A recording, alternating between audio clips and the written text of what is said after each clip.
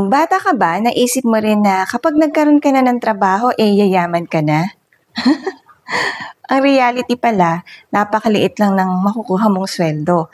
At kadalasan, kulang pa.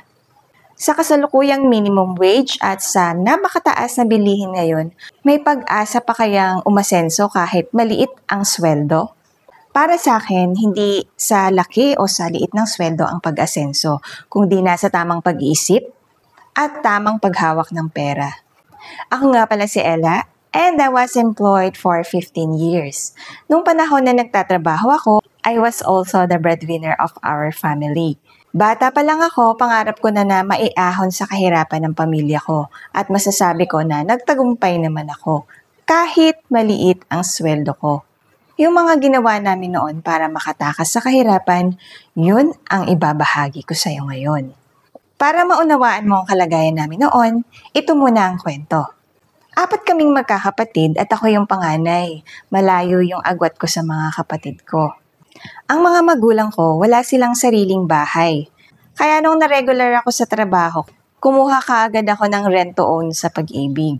Napakarami kong pinagpilian na bahay. Pero nung panahon na yon, 10,000 lang yung sweldo ko. At yung mga gusto kong bahay, nagkakahalaga ng 5,000 a month. So alam ko na hindi kakayanan ng sweldo ko. Kaya naghanap ako ng mas murang bahay. At na-discover ko yung mga pre-owned sa Pag-ibig o yung mga second-hand na bahay. Yun yung pinili kong kunin kasi 1,048 pesos lang yung monthly. Napakaliit lang ng bahay at ikaw na yung bahalang magpagawa. Ang maganda dun sa bahay na yun, kahit maliit, maglalakad lang ako palabas ng gate. Hindi ko kailangan mag-tricycle kaya makakatipid ako. Isa pa, malapit din ito sa trabahong pinapasukan ko. Malapit sa palengke, malapit sa school, sa mga kapilya, simbahan, at sa mga groceries. Isa yun sa factor kung paano ka makakatipid. Kung wala ka pang sariling bahay, pagsikapan mo na makahanap ng mababa lang ang monthly, malapit sa lahat, lalo na sa iyong trabaho. Para hindi maaksaya yung oras mo sa pagko-commute at yung pera mo para sa pamasahe. Kahit hindi mo na maganda yung bahay, basta dun ka sa makakatipid ka. Ang mindset ko noon, kaya pinili ko yung hindi magandang bahay, ay sinasabi ko sa sarili kong pansamantala lang ito. At makakalipat din kami sa mas magandang bahay at ito nga nangyari na nga. Sabi nga para ikaw ay yumaman, kailangan mong magmukhang mahirap muna. So kung mahirap ka, magmukha ka muna talagang mahirap at hindi ka muna pwedeng lumevel up kung talagang gusto mong yumaman. Pangalawa ay ang ating kalusugan.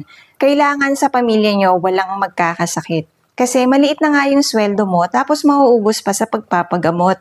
Napakalaking factor ng ating kalusugan sa ating pag-asenso. Ito kasing katawan natin yung ginagamit natin sa pagtatrabaho, di ba? Kaya kung kaya nating umiwas sa sakit, iiwas tayo.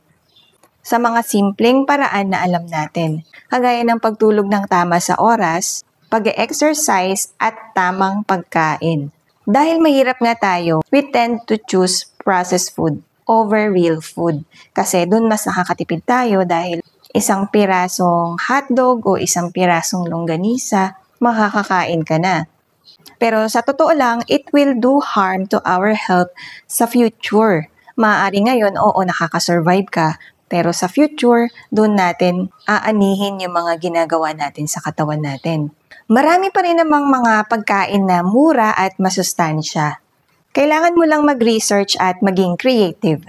Malaking bagay kung makakagawa ka ng meal plan para sa isang linggo para ma-sure mo na may sustansya ang kakainin ninyo at makakatipid kayo. Kung gusto mo talagang umasenso, you have to know your numbers. Ilista mo kung magkano yung kinikita mo at kung ano-ano ba yung mga binabayaran at pinagkakagastusan nyo. Alamin mo kung pwede pa bang bawasan ng paggamit sa kuryente, paggamit sa tubig at sa iba pang mga consumables. Dahil meron ka ng meal plan, meron ka na ring estimated cost para sa pagkain ninyo. Pagkatapos mo dun sa budgeting, kailangan mo ring ilista yung araw-araw na gastos nyo sa actual. Kasi madalas, iba yung ginagastos mo sa actual. Ginagawa ko yun noon. Araw-araw, sinusulat ko kung ano yung mga ginastos ko, ultimo yung sentimo. Para alam ko kung saan ba talaga napupunta yung perang kinikita ko. Next na paraan is you have to live within your means and exercise minimalism. Kailangan mong tandaan na hindi ka pwedeng magkaroon ng utang, lalo na kung may interest. Kasi itong interest, ito talaga yung kakain sa mga extra pera mo na sana. Kung sakali na kailangan mo umutang dahil talagang na-short ka, kung maaari, huwag kang uutang ng cash. Goods ang utangin mo. Dapat meron kang suki sa palengke na pwede mong utangan ng isda o ng gulay at bigas o sa mga sari-sari store sa kapitbahay nyo. Kasi madalas hindi sila nagpapatubo kapag sila ay nagpapautang. Basta credibility lang ang laban mo. Kailangan mong bayaran sa oras yung mga hiniram mo para makaulit ka kung sakaling makakapos ka na naman. Pero huwag mong gawing habit ang pag-utang. Lagi mong tandaan na hanggat maaari, hindi ka uutang. Kaya kailangan mong matutunan ang minimalism. Kailangan alam mo yung wants at needs mo. Ito yung pagkakamali ko noon. Kasi kapag meron akong ekstrang pera, ibinibili ko kaagad ng gusto ko. Kasi iniisip ko na mura lang naman. Ang ending, hindi ko rin naman nagagamit kasi hindi ko naman talaga kailangan. Tapos kapag pinagsama-sama ko lahat ng mga bagay na hindi ko kailangan, mahal na rin pala. Mahirap ang minimalism sa umpisa, pero kapag nakatingin ka sa future at tama ang mindset mo, magiging madali lang ito para sa'yo. Dahil hindi ka nangutang at hindi ka bumili ng mga hindi mo kailangan, may possibility na meron kang perang maitatabi. At yung perang maitatabi mo na yun ay pwede mong gamitin sa mga sideline. At ito na nga yung next na paraan na kailangan mong gawin para umasenso ka. Kailangan mong mag-sideline habang nagtatrabaho.